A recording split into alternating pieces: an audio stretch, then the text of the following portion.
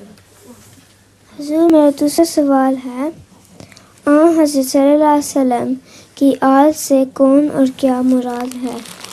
کیا حضرت صلی اللہ علیہ وسلم آل سے اور کون مراد ہے؟ آل سے؟ آل سے مراد سب سے پہلے تو آپ کے حضرت فاطمہ کے بطن سے جو بچے تھے نا، وہ نمبر 1 ہیں آل، اور دوسری آل ساری آپ کی امت، اب تک کی جتنے بھی امت محمدیہ ہے وہ ساری آپ کی آل ہے. کیوں کہتے ہیں صلی اللہ محمد و آل محمد، اس سے مراد تمام مسلمان جو سچے دل سے رسول صلی اللہ علیہ وسلم پر ایمان لاتے ہیں وہ ہوا کرتے ہیں. آ جاؤ نیلا.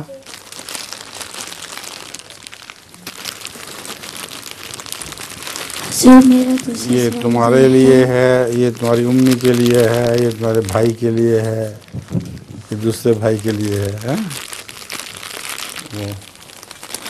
ہاں جی، کون ہے اب؟